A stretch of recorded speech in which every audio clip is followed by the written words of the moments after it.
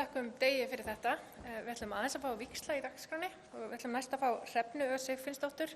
Hún er framkvæmdastjóri hjá Landsbankanum. Bjarma kemur bara á eftir henni. Já. Gjörðu svo vel, Hrefna.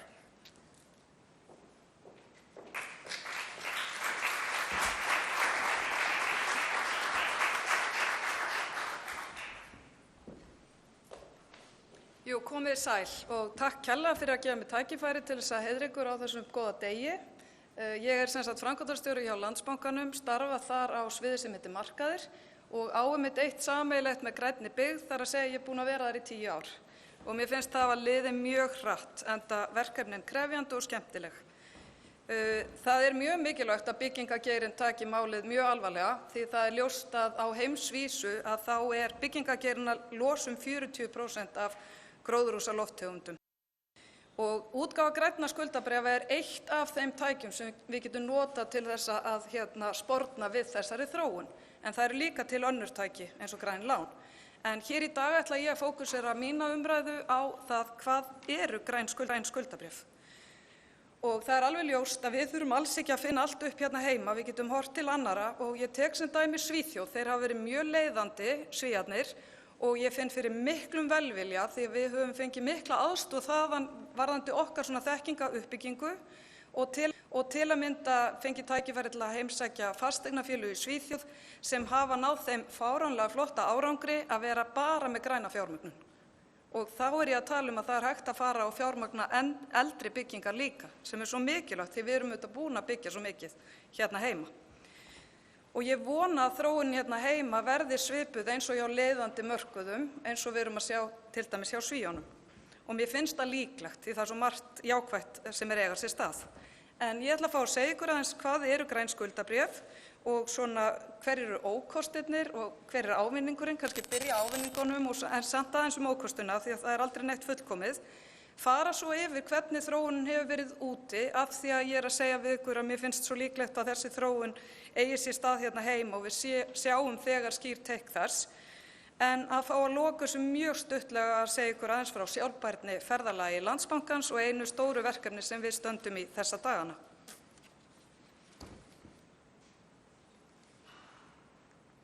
Svona, nei, þetta er öfugt.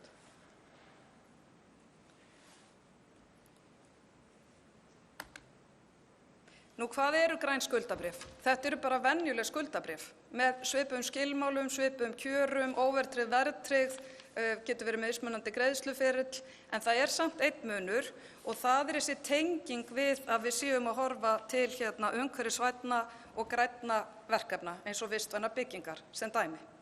Þannig að það þarf að búa til þennan ramma þannig að við sjáum að fjármagnið sem fæst frá útgáfu skuldabréfsins yfir í fjárfestinguna fyrir það sem kom út úr útboðinu sé alveg örugglega að leiða til einhvers sem er bæting fyrir umhverfi. Þannig að til þess að ná þessu að þá þarf að fara í aðeins lengra ferli heldur en varðandi venjulegar skuldabréfaútgáfur og það sem er grunnatriði er að fyrirtæki sem er að fara að gefa út bréfið hafi markað sér umhverfisstefnu. Þess vegna fyrir eins og Reykjavíkurborg sem var frumkvöðull þá er ferlið örugglega styttra heldur en hjá félagi sem er komið styttra í sinni umhverfisstefnu. Þannig að undanfarin það er umhverfisstefna og þarna þarftu auðvitað að vera með sérfræðinga. Reykjavíkurborg veit ég á mikið af sérfræðingum, það er umhverfisdeild, en sum fyrirtæki búa ekki svo vel, þannig að þá þarf að leita eftir þeirri sérfræðiþekkingu til þess að marka veginn fyrir framhaldið. Síðan er nefnilega svo ágætt að markaðurinn hefur sjálfur komið sér núna saman það vantar fyrirgefðu í efni mitt eina. Ég bara tala því ég man þetta svo vel og rúlla svo eftir. Ég ætla aðeins bara að fá að segja ykkur hverjir eru leikendur því það er mjög mikilvægt. Það eru sem sagt alþjóðleg samtök, bara fjárfesta, sem komur sér saman leikreglurnar varðandi útgáfur á grænum bréfum. Og það er oft gott þegar markaðurinn svona sjálfur agar sig og setur leikreglurnar því þá eru meiri líkur á við förum eftir þeim. Og þarna voru samtök sem settu upp hvað þyrfti til þess að bréf teljist græn. Og það eru bara ákveðnar leiðbeiningar og þær eru nokkuð aðgengilegar og nokkuð skýrar. En í dag samt verið að tala að Evrópa taki þessar leiðbeiningar og þetta verði sett inn í lög. Þannig að þar gætum við séð framhald að þetta verði bara lögbundið í tengslu við grænu bréfin. Síðan annar leikandi þegar hann fer að gefa út græn bréf að það útgefandinn eins og dæmi Reykjavíkurborg, fyrirtæki sem ætlar í útgáfuna. Síðan erum við með þriðja leikandan í þessu mengi, þar að segja við verðum til þess að útgáfan teljist græn að fá einhvern óháðan vottunaraðila, þeir eru nokkrir starfandi sem taka út útgáfuna og stimpla við séum að gera þetta samkvæmt rammanum sem verið að fylgja.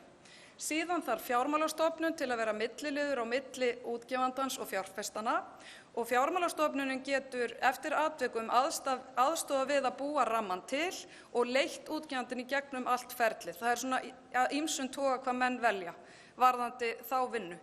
Og svo það náttúrulega fjárfestarnir sem í lykil hlutverki og við sjáum nefnilega að fjárfestarnir eru í sívaxandi mæli að horfa til þess að fjárfesta samkvæmt stefnu ábyrgar fjárfestingar. Ábyrgar fjárfestingar, þá ertu farin að horfa á fleiri þætti heldur en bara þessa hefðbundnu. Þú ert líka að horfa sérstaklega til umhverfismála fyrirtækisins, félagslegu þáttana og stjórnarháttana. Og við sjáum að fjárfestar í heiminum að setja sér þessa sýn, þessa stefnu og þessi þróun, hún líka mjög hröð hérna heima. Þannig að það mikilvægt upp á áhugan.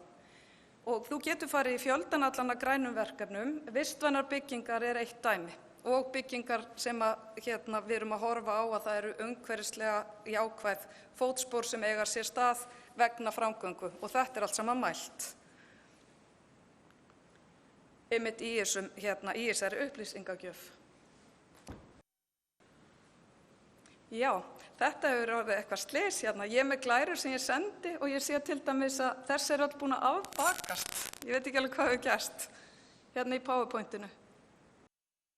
Já, þetta var þar sem ég var að segja ykkur áðan og það birtist hjá mér sem hringir. Þannig en þið bara afsakið og þið fáið allt efnið eftir fundin og ég veit að glærurnar eru réttar, ég veit bara ekki hvað hefur gerst hérna á milli kerfa. En ég var svolítið búin að fara yfir hringinn þar að segja að þetta eru alþjóðlegu samtökin sem settu þessa staðlega, útgefandinn, óháði aðilinn, Fjármálastofnunin og svo fjárfestarnir. Og ég mjög spennt að sjá hvernig næsta glæra birtist. Já, hún kom út rétt. Ég aðeins að draga fram kosti þess að fara í þessa grænu útgáfur. Það hafa marga kosti og ég myndi byrja á þeim kosti að segja að við skuldum kynslóðinni hérna á eftir okkur að vinna aðeins betur. Við skuldum ný vinnubrögð. Þannig ég myndi segja í mínum huga þetta stærsti kosturinn. Við eigum að vera framsýn og við eigum að horfa langt fram í tíman. Og þá þurfum við að vera stór og stundum þurfum við aðeins að kosta meiru til þess að ná þessari framtíðarsýn. Fyrir útgefandann þá skapar þetta jákvæða ímynd. Ég held það sé engin spurning. Þessir brautryðjendur hérna heima, þetta hefur jákvæða ímynd í för með sér. Nú við finnum líka í þessum útboðum sem hafa verið bæði úti og hérna heima, það aðeins breiðari kaupendahópur, þannig að þú ert að ná til fleiri fjárfesta og þar af leiðandi áhuginn aðeins meiri og eftirspurnin þar af leiðandi í þessum útboðum, hún hefur verið hérna meiri heldur en í svona hefðbundnum útboðum. Þetta getur lækkað rekstrarkostnaðar til lengri tíma litið vegna þess að við erum að reka hérna verkefninu eins og fasteignarinnar þá betur. Og þetta getur líka skapa betri kjör eins og Dagur nefndi hérna áðan. Þannig að við höfum séð þessa þróun úti að það að verða betri kjör á grænu bréfunum. Við sáum þetta ekki alveg fyrst í þessum fyrstu útgáfum heima en það eitt útboð sem við klárlega búið að vera á mun betri kjörum. Þannig að það hlýtur að fara að detta þannig inn út af áhuganum. Nú, við sjáum líka að það mjög mikilvægt þegar þú gefur út fyrirtækjaskuldabréf að vanda sig og við vitum að það voru ekki öll fyrirtækjaskuldabréf sem gerðu algjörlega það sem að fjárfestar ætluðust til og ég aðeins núna að horfa aftur í söguna og við sjáum að þessi skýri rammi og þessi mikla krafa upplýsingagjöf til grænu bréfanna, það hjálpar okkur aðilum á markaðnum að selja bréfin vegna þess að það er bara mikil krafa gagnsæi, það verið að rekja fjármunina, það þarf endurskoðandi, það þarf að votta að fjármagnið frá þessari útgáfu hafi farið nákvæmlega í verkefnin sem voru upplistuð. Við sjáum líka að þetta jákvætt upp á það að nú erum við að auka við alla mælingar, þannig að það verið að fylgjast með framgangi, hvernig gengur í þessum grænu verkefnum sem verið að fjármagna. Við höfum fundið líka í þessari vinnu að þetta eykur vitund starfsmanna Og ég heyrði einmitt hérna frá Reykjavíkurborg að þetta þótti svolítið gott til þess að færa umhverfisfólkið nær fjármálafólkinu. Því þarna þurftu aðilar að tala saman. Þau voru með sameiginlegt verkefni á borðinu. Þetta svona gott stjórntæki bara til að efla stjórnarhætti. Þetta stuðlar að bættu umhverfi og við erum fjárfestarnir að fá þá fleiri fjárfestingakosti til þess að geta innleitt okkar stefnu ábyrgar fjárfestingar. Þannig að okkur þykir þetta spennandi kostur eins og hefur sést á þessum útboðum sem hafa verið. Nú kannski að síðustu, og það eru örugglega fleiri kostir sem ég er að gleyma, að þá minnkar þetta líkur á grænþvotti. Það er mjög mikilvægt því það er alveg margir sem hafa nýtt sér þetta græna sem svona ákveðið ímyndamál og kannski full mikið og svo kannski minni innistaða, en við teljum að grænu bréfin sé að svona sporna við því. En einhverjir ókostir? Jú, vissulega. Þetta lengra ferli og þetta meiri upphafskostnaður. Það kostnaður sem fylgir því að fá úttekt og að fá jafnvel þessa umhverfisverktaka til þess að hjálpa þegar fyrirtæki hefur sjálft ekki þá innviði. En ég tel að sá kostnaður hann komi svo ríkulega tilbaka og líka þar sem þú getur verið að horfa á að búa til góðan grunn í upphafi fyrir góðan ramma sem getur lifað með fjölda útgáfa. Að þá vel þess virði að horfa á að setja og leggja þess meira í hlutina í byrjun til að gera þá með þessum hætti. Það getur líka verið orðsporsáhætta, eðlilega, ef að þú verður uppvís að gefa út græn skuldabréf og síðan ekki verkefnið með þeim hætti sem að talið var. Það myndi vera afskaplega óheppilegt og þá ég viss að fjárfestar á eftirmarkaði myndu refsa því félagi einfaldlega í kjörunum. Og ég get líka nefnt þessa lagalegu óvissu því þetta voru samtök aðila á verðbréfamarkaði sem komu sjálfir fram með leiðbeiningarnar. En það var ofsalegt brautryðjendastarf sem var unnið af bara mjög litlum hópi sem bjó til ramman og ég var svo ótrúlega heppin að fá að hitta mannin sem ég veit að lagði hvað mest í hennar ramma. Hann heitir Chris, hann sænskur. Og ég gleymdi mig bara því ég sá hann og sagði við hann að fyrir mig var þetta eins og fyrir 14 ára dóttur mín að hitta Justin Bieber. Mér fannst þetta brjálæðislega spennandi. En þetta snýst ekki eingöngu kjör, þetta snýst líka að vanda sig og gera hlutina þannig að þeir geta lifað með okkur. Þetta snýst líka það, munum það, þegar við horfum á gallana og kostnaðinn, að við þurfum að vera stór og við þurfum að vera framsýn. Við þurfum að gera hlutina betur en við höfum áður gert. En varðandi svona þróun, af því að við spáum því að þróunin verði svipuð heima eins og við sjáum alþjóðlega og sérstaklega þá á Norðurlöndunum, þá sjáum við að það hefur orðin stór aukinn áhugi á grænum skuldabréfum í heiminum. Og það vegna tvenns. Annars vegar það því að það var náttúrulega skrifað undir Parísarsáttmálanum 2015 og við sjáum alveg mikið stökk eftir þá undirskrift. En síðan líka vegna þess að heimurinn stendur frammi fyrir svo rosalegum vanda. Þannig að við erum öll að reyna að finna okkur tæki og tól til að bregðast við vandanum og það verk að vinna. Og grænu bréfin eru bara einn angi af öllu því sem þarf að gera. Og við sjáum að byggingageirinn hann að kveikja á þessu, sérstaklega alþjóðlega, og það auknar útgáfur í byggingageiranum. Byggingageirarnir að gefa út græn skuldabréf. Þannig að það verður spennandi að fylgjast með þróuninni hjá geiranum heima, hvernig hann mun taka við sér. Og enn og aftur að ítreka að því að maður fær stundum samviskubitið hvað búið að byggja mikið, það líka hægt að fara í endurfjármögnun. Nú svona helstu hvatarnir af þessu það að út af öllu þessu þá eru fjárfestar sem búi við svo svakalega miklum völdum búnir að valdefla sig í því sem þeir geta gert og í því sem þeir þurfa að gera. Og þetta líka fjárfestar, þetta eru aðilar sem eru líka að hugsa arðsemi og við sjáum nefnilega að fyrirtæki sem huga vel að þessum þáttum í rekstrinum, það búið að framkvæma nokkrar rannsóknir, ég man eftir 2, Harvard og Stanford, flottir skólar, á stórum þýðum þar sem við sjáum krosskeyrslu á milli þess hvernig arðsemi fyrirtækisins annars vegar og svo þess hvernig fyrirtæki að reyta hjá reitunarfyrirtækjum í sjálfbærningun. Þannig að það mjög jákvætt, hjálpar okkur fjárfestingamegin að sjá að þetta góður business. Þannig að fjárfestar í síauknum mæli að taka tillit til þessara þátta, að setja sér stefnu og að leita sér eftir fjárfestingakostum sem tikka í þessi box. Og til þess að baka það aðeins betur upp, Það er sýningur félag sem alþjóðafélag fjárfesta, þeir sjáu það þarna.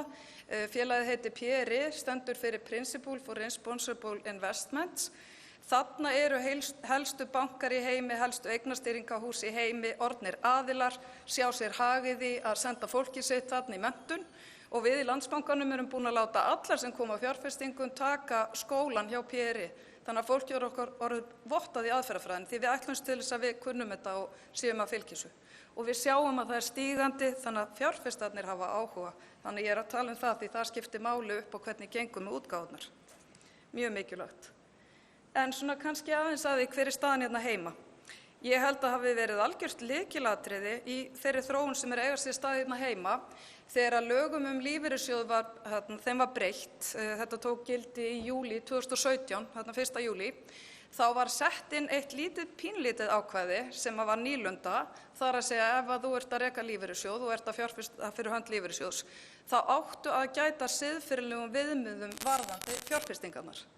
Og það vildi svo heppilega til að akkurat á þessum tíma þá erum við hópur fjárfesta að tala saman hvað þýðir þetta og þarf ekki virkilega að fara að kynna sér þessa aðferðafræði. Þannig að það er akkurat verið að stofna samtökin Iceland SIF sem eru samtök innlendra fjárfesta aðferðafræði ábyrgra fjárfestinga. Þarna í nóvember 2017. Þannig að við settum strax að stað, við keyrum þetta á vinnuhópum og þetta er svona mikið starf svona bara út í feltinu, ekki mikil yfirbygging og við keyrðum strax að stað nýjan vinnuhóp sem að tók fyrir það hvað þýðir það fyrir lífeyrissjóð að fjárfesta samkvæmt siðferðilegum viðmiðum og fengum siðfræðiprófessora og töluðum lengi og vel saman og komum okkur niður á þá niðurstöðu. Það getur vel verið að löggjafinn lagi það svo seinna en allavega túlkunin að það lífeyrissjóður sem að innleiðir í sínar fjárfestingar stefnum ábyrga fjárfestingar. Og í dag FME farið að taka það út hvort lífeyrissjóðirnir séu búnir að því og hvar innleiðingin stendur. Það var líka ánægjulegt að segja frá því að þegar við stofnum Iceland SIF þá voru sárafáir fjárfestar sem höfðu sett sér stefnu en í dag, núna nýlega á árinu 2020 var tekin könnun á aðildarfélögin og 85% af aðildarfélögum hafa sett sér stefnu varðandi það hvernig þeir fjárfesta samkvæmt ábyrgum fjárfestingum. Og þetta er mjög mikilvægt, skiptir miklu máli því á bak við félagið eru heilir 7.000 milljarðar. Þannig að þarna er mikil fjárfesting að geta og það skiptir máli að það sé verið að stíga þessi jákvæðu skref á þessum enda líka. Og þetta eru allir bankarnir, flestir lífeyrissjóðir, tryggingafélög og verðbréfasjóðir og fasteignafélög og svo framvegis sem eru orðnir aðilar hjá okkur, hjá Iceland SIF. En íslenski markaðurinn, hann hefur aðeins mér finnst hann vera kominn stutt því að það er búið að tala nokkrar útgáfur en engar síður ef ég tek þetta saman og setja einhverja heild, einhverja prósentu, þá er þetta einhver 1,2% á öllum skuldabréfamarkaðnum. Þannig að við erum bara rétt að byrja en ég hef alveg rosalega trú á okkur því að þegar við einhendum okkur í hlutina þá erum við ansi snögg. Það eru stuttabóðleiðir og við getum talað saman þvert. Og ég vil bara beina til okkar allra að vera mjög duglega að deila þekkingu, ekki lúra á neinu, heldur að bara gefa okkur í málið og vera duglega að dreifa okkar þekkingu. Ég er með alveg til dæmis mjög mikið að glærum, miklu fleiri en ég kemst yfir og ætla að dreifa þeim á okkur eftir fundin. En þarna sjáum við að við erum að byrja, það eru komnar nokkrar útgáfur og það er gott en það er verk að vinna, við þurfum meira. En kannski svona það sem mér finnst mikilvægast í þessu öllu að það er að maður fari ekki að gera meiri kröfur á aðra heldur en sjálfan sig. Þess vegna höfum við í Landsbankanum tekið okkar ferðalag mjög alvarlega og ég sýni ykkur, þetta er bara sívinnsla. Þú getur ekki gert allt á einu ári, þú ert alltaf að vera í sjálfbærni verkefninu og þetta tekur mörg ár og þú ert aldrei búinn. En það er mikilvægt að hafa góða aðgerðaráætlun og vera í þessari sívinnslu og vera alltaf í einhverju. Og inn á þessu línuriti sýni ykkur að við erum á hverju einasta ári að taka skref í átt að því að reka bankann sjálfbært. Að við séum sjálfbær banki rekinn með samfélagsstefnu að leiðarljósi. Og ég get alveg talað í allan dag að við séum að gera einhverja góða hluti og eru auðvitað inn í banka og löngu hægt að sjá kannski alveg, sjá okkur utanfrá. Þess vegna þótti okkur ofsalega mikilvægt að fá þá aðila eins og Sustainalytics sem getur vottað grænu bréfin til þess að taka bankann út og bara athuga hvernig hefur okkur tekist til og kannski aðeins hvað það sem við getum gert til viðbótar. Og það langur listi af viðbótarverkefnum. Það alveg bara aðgerðaplan á þann lista, en við greinilega höfum verið á góðri siglingu því að við fengum einkunn og vorum í öðru sæti af 382 evrópskum bönkum. Afskaplega stolt af því. En það skiptir líka miklu máli að við séum með svona reitunarfyrirtæki heima af því að stóru erlendu reitunarfyrirtækin, þau ætla bara að reita stærstu félögin heima, ekki allan markaðinn. Og núna hefur fyrirtæki Reitun gefið 30 íslenskum útgefendum einkunn og við vorum mjög ánægð að fá A3 í einkunn, Landsbankinn, og vitum að einn af þessum 30 fékk líka A. Og það bara spennandi að sjá þetta ár frá ári því þetta verður áfram gefið út hvernig við þróum okkur og reyna að koma sem allra flestum á okkar markaði upp í A. Og fyrir okkur náttúrulega skiptir bara miklu máli að reyna að halda okkur í A-inu.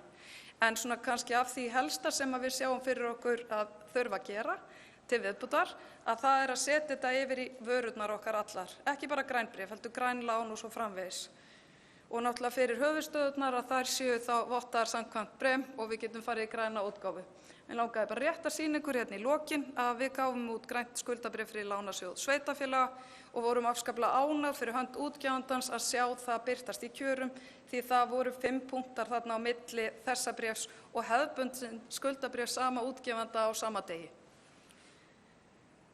Mér skilst að ég sé búið með tíma minn og langaði bara að loka þessu akkurat á því að það verk að vinna. Ísland búið að skuldbinda sig í ótrúlega mikla hluti og við þurfum öll að leggjast á eitt til þess að við náum þessum skuldbindingum sem eru alþjóðlega skuldbindingar og eins gott að standa við. Takk fyrir mig.